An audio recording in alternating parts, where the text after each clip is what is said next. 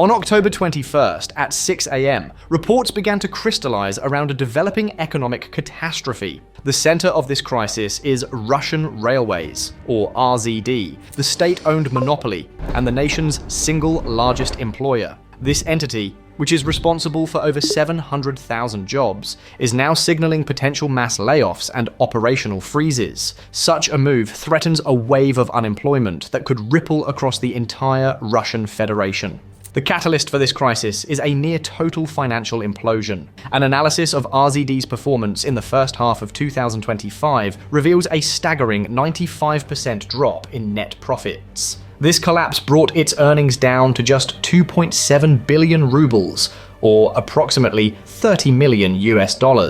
This figure is insignificant when contrasted with the corporation's monumental debt load. That debt has ballooned to 2.7 trillion rubles, an amount equivalent to roughly $35 billion. The immediate trigger for the new wave of layoffs is a severe liquidity crisis. RZD is facing an imminent $7 billion interest payment on its debt. Compounding this challenge is the Russian central bank's high interest rate policy, with benchmark rates recently sitting at 21%. This high rate has made servicing its massive debt load mathematically untenable based on current earnings. RZD is simply not generating the capital required to meet its financial obligations. In response, the company is initiating widespread cost-cutting measures. These measures include not only the newly announced layoffs, but also forcing existing employees to take mandatory unpaid vacations every month. As a state-owned enterprise, Russian Railways is not a typical corporation. It is a core pillar of the Russian state, essential for both civilian logistics and military mobilization. Consequently, it will not be permitted to go bankrupt in a traditional sense. The inevitable outcome is that the Kremlin, and President Putin personally, will be forced to foot the bill. This crisis transforms RZD from a state asset into a massive financial liability. It will require a multi-billion-dollar bailout from a federal budget that is already under immense strain. This diversion of funds will directly compete with military expenditures and domestic subsidies, placing the Kremlin in an increasingly difficult financial position. The financial distress at RZD is not an isolated event.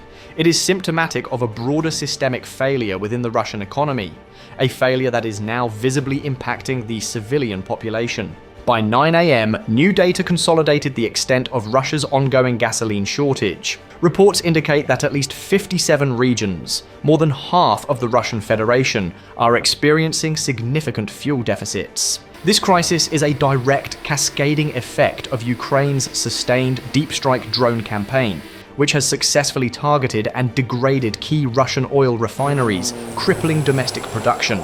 The shortage has forced numerous independent gas stations to cease selling gasoline entirely. Anecdotal reports, including video evidence, have emerged of gas stations attempting to sell adulterated fuel mixed with water, which has led to vehicle failures.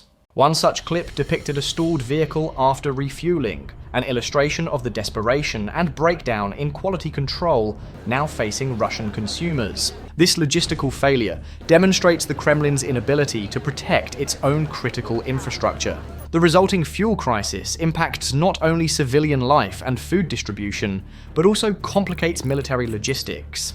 It forces the state to ration fuel and prioritize military convoys over a struggling populace. This economic and logistical fragility is now intersecting with the military. This intersection is creating two distinct but related crises: a collapse in morale over finances, and a collapse in social order stemming from returning combatants. At 10:15 a.m., details emerged regarding a significant breach of trust between the Russian state and its volunteer soldiers. The Kremlin has reportedly begun retroactively cancelling large bonus payments that it had previously promised to thousands of conscripts and volunteers. A specific case was identified in St. Petersburg. There, municipal authorities summarily cancelled 1.6 million ruble payments, approximately $17,000 that were guaranteed to volunteers participating in the special military operation. The mechanism for this cancellation was a law reportedly passed on August August 26th. This law was then applied retroactively to August 1st, effectively nullifying the financial clauses of contracts that soldiers had already signed. Soldiers on the front line discovered this not through an official announcement, but simply when their expected payments failed to arrive. This action signals a profound financial shortfall. The government, unable to meet its obligations, has resorted to retroactively rewriting its own laws. The strategic implication is a catastrophic loss of morale. These soldiers, many of whom were motivated by financial incentives, now find themselves stranded in a war zone, having been effectively defrauded by their own government.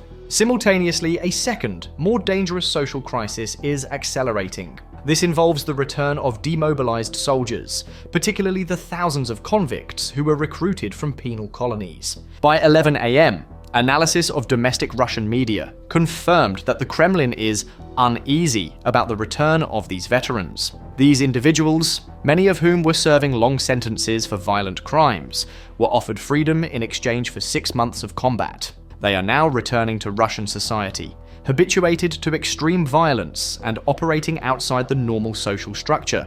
Two distinct archetypes of this crisis have been documented. First, the neglected. Reports include footage of a decorated veteran begging for grocery money directly outside a local government administration building. He is heard stating, "I am a participant in the SVO. I have nothing to eat." This illustrates a complete failure of the state to support its returning soldiers, leaving them destitute.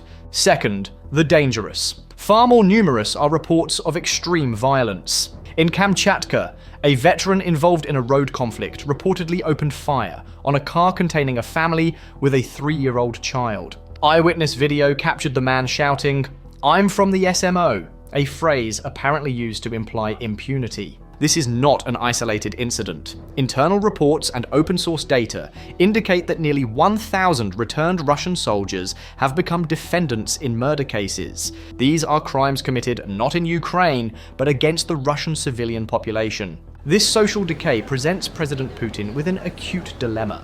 He requires these cannon fodder units to sustain manpower levels on the front. However, the end of their contracts and their return home triggers a wave of violent crime and destabilization, one that the state's internal security services are struggling to control. The population is terrified, and the Kremlin understands these men are a source of destabilization. The logical, cynical conclusion is that the war must be continued. A prolonged war serves to keep these dangerous, uncontrollable elements occupied, engaged, and, critically, outside of Russia's borders. This thereby prevents a total internal collapse.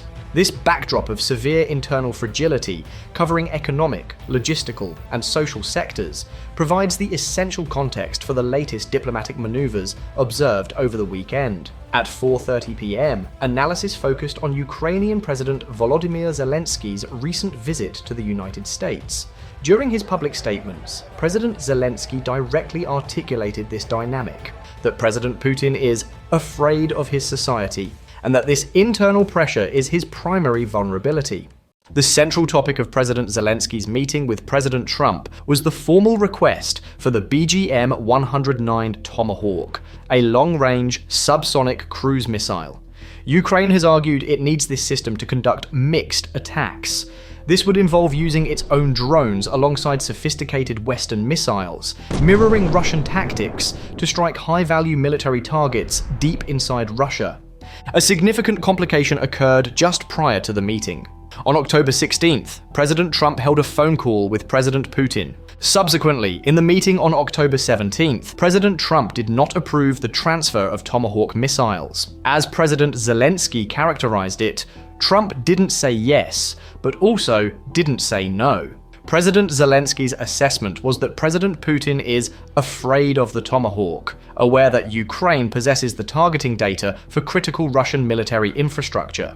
Two primary theories exist regarding the US posture. The first, that the US was never serious about the transfer, seems unlikely. The quiet permission to use other assets to strike Russian refineries has already proven highly effective. The second, and more probable analysis, is that the threat of transferring Tomahawks may be used as leverage by Washington. President Trump may be attempting to use this threat to extract concessions from Putin, knowing the Russian leader is simultaneously grappling with a domestic crisis. The Kremlin's public warnings that tomahawks would be a huge escalation are viewed by analysts as a familiar pattern of saber rattling.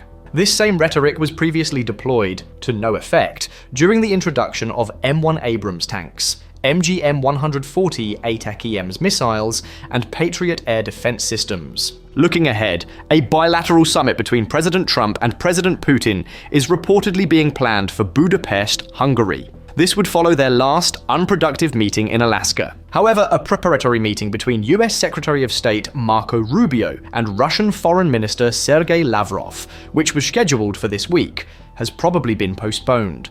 This delay signals significant disagreement and suggests that, despite the diplomatic overtures, Moscow's position remains unchanged. As of 6 p.m., the Russian Federation is fighting a war on two fronts. While the situation in Ukraine remains a grinding conflict, the internal front is showing signs of systemic rot. The financial insolvency of Russian railways, the logistical breakdown of the fuel supply, and the social chaos unleashed by returning veterans are creating non-military pressures. These pressures are arguably as significant as battlefield losses. The Kremlin's primary strategic objective may no longer be victory in Ukraine, but the simple preservation of its own internal stability.